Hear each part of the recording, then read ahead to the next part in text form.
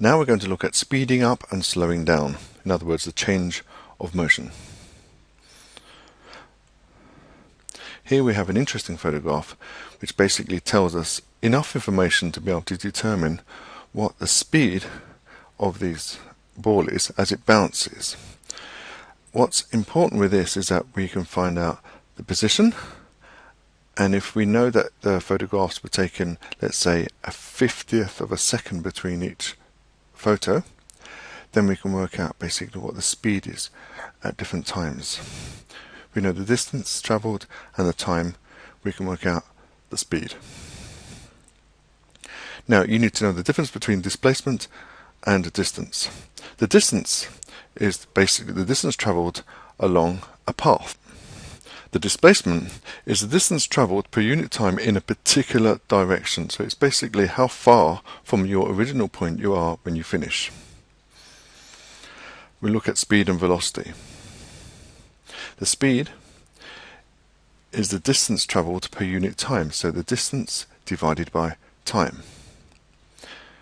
It does not have any direction, it's just the distance travelled divided by the time. The velocity, however, is the distance travelled in a particular direction per unit time. In other words, the displacement divided by time. Now, often speed and velocity are interchangeable, but they have different definitions and they can have different values. For example, if we take the distance, which is basically the blue line, the distance travelled here is really quite far because it travels not in a straight line but follows this curve here. The displacement is the distance between the original point and the final point. It has a direction. So this is the displacement and it has this direction. Here we have an example. The radius of a circular track is 50 meters. So that's the track. So somebody runs around the track. The radius is 50 meters.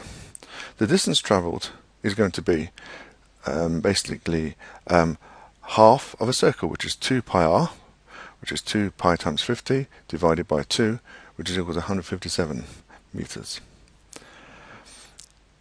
You should find out what is the displacement to go from here to here. It's 100 meters because it's only 50 plus 50. On the other hand, if we find out the speed, the average speed, is going to be the distance travelled divided by time. And let's say it happens in 10 seconds, what will be the average speed? In going from here to here, what's the average speed? Well, it will be 157 divided by 10, which will be 15.7 meters per second. On the other hand, what is the average velocity? Well, you basically have to take into account the displacement. So it's going to be 50 plus 50, which is 100, divided by 10. So the average velocity will be 10 meters per second. Which brings us on to the differences between vectors and scalars.